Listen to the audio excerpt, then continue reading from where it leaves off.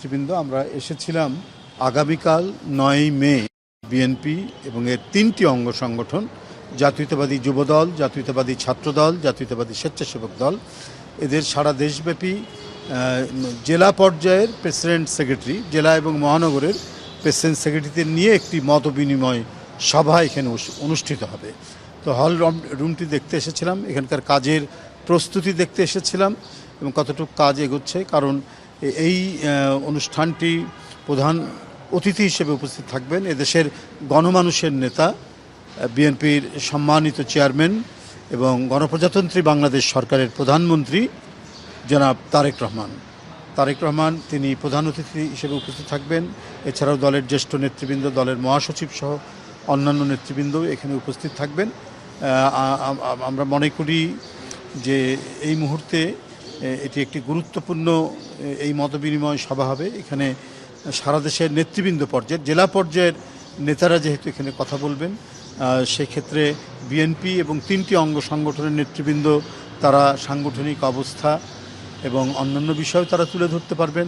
পাশাপাশি দল এবং দলের যে সরকার ইতিমধ্যে ক্ষমতা আসার পরে এই 2 মাসে যে কার্যকর পদক্ষেপগুলো গ্রহণ করেছে, যে প্রতিশ্রুতি অনুযায়ী যে পদক্ষেপগুলো নিয়েছে, যে বাস্তবায়নের পথে এগিয়ে যাচ্ছে, এই বিষয়গুলো তারা উপস্থাপন করবেন, এমনি বিশ্লেষণ দিয়ে তারা উপস্থাপন করবেন। অন্যান্য যারা সংশ্লিষ্ট মন্ত্রী আছেন, দলের নেতৃবৃন্দ আছেন, তারা এই বিষয়গুলো বলবেন, যাতে জেলার নেতৃবৃন্দ এই বিষয়গুলি আরও সুস্পষ্টভাবে হৃদয়ঙ্গম করতে পারে, উপলব্ধি করতে পারে এবং এগুলো তাদের নিজস্ব এলাকায় গিয়ে, জেলাতে গিয়ে তারা নেতাকর্মীদের সাথে এবং জনগণের সামনে সরকারের যে কর্মসূচি, সেই কর্মসূচির যে বাস্তবায়ন হচ্ছে এবং কথার সাথে কাজের যে একটা অভূতপূর্ব সমন্বয় আছে, সেটা তারা তুলে ধরতে পারবেন। এই উদ্দেশ্যেই আগামীকালের যে মতবিনিময় সভা, সেই মতবিনিময় সভাটি অনুষ্ঠিত হবে। সরকারের প্রায় 3 মাস হতে চলছে, যদি মূল্যায়ন করেন 3 মাস আমাদের যে ফ্যামিলি কার্ড, কৃষক কার্ড, খাল খনন অনেকগুলো ভালো কর্মসূচি এসেছে। অন্যদিকে দেখছি আপনার সরকারের বিরুদ্ধে অনেকে আবার নানান ধরনের কর্মকাণ্ড, আন্দোলন, আবার কেউ কেউ বলছেন ষড়যন্ত্র। পিএম নিজেও বলেছেন যে আসলে এই ভালো কাজগুলোকে আটকে দেওয়ার জন্য ষড়যন্ত্র হচ্ছে। এই বিষয়ে না, এটা অত্যন্ত সুস্পষ্ট। আমরা তো যে গণতন্ত্রের জন্য লড়াই করেছি 16-17 বছরের, একেবারে জীবন উৎসর্গ করা লড়াই, কত জীবন চলে গেছে, শিশু বাচ্চা সহ, তরুণ সহ, ছাত্র, শিক্ষক, শ্রমিক, কেউ বাদ নেই। সরি।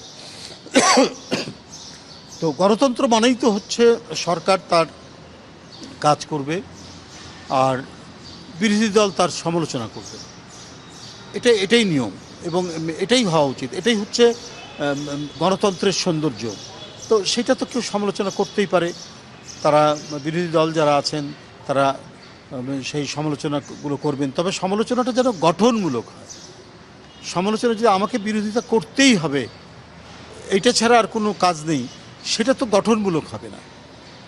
তখনই ষড়যন্ত্রের বিষয়টা আসে, যে আমি কোনো কিছুই বুঝি না, কোনো কিছুই মানি না, আমি আমার এজেন্ডাটাই বাস্তবায়ন করব, তাহলে ওটা পার্ট অফ কনস্পিরেসি হবে।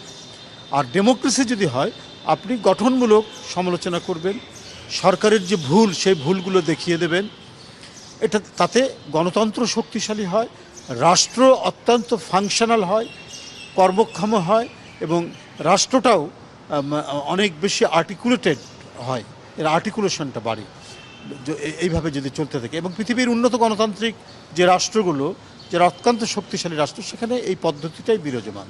তো আমি মনে করি যে গঠনমূলক যে সমালোচনা, বিরোধী দল যে সমালোচনা করছে, এটা অমূলক কিছু নয়, এটা করতে পারে। কিন্তু ঘটনা হচ্ছে, যদি আমি উদ্দেশ্যমূলকভাবে সরকারকে বিপদে ফেলার জন্য আমি বিভিন্ন কর্মসূচি নিব এবং ওই কর্মসূচির জন্য অবান্তর মিথ্যা কথা বলে যাব, যেটা শেখ হাসিনা করতো, ক্ষমতায় থেকে বা ক্ষমতার বাইরেও আমরা যখন দেখেছি, কত মিথ্যা কথা বলেছে, কত কিছু বলেছে। তো সেইটা যদি হয়, তাহলে সেটা হবে ষড়যন্ত্রের অংশ। আমি বিশ্বাস করি যে বিরোধী দল ওই পথে হাঁটবে না, বিরোধী দল একটা গঠনমূলক পথে হাঁটবে, তাতে গণতন্ত্র শক্তিশালী হবে এবং বিরোধী দলের কথা যদি জনগণের কাছে ইতিবাচক মনে হয়, জনগণই হচ্ছে আলটিমেট বিচারক। সামনের যে নির্বাচন, সেই নির্বাচন জনগণ রায় দেবে, কারা সঠিক কাজ করেছে, কারা সঠিক কাজ করেনি, সেইটা বিবেচনা করেই তারা রায় দেবে। ধন্যবাদ। একটা বিষয়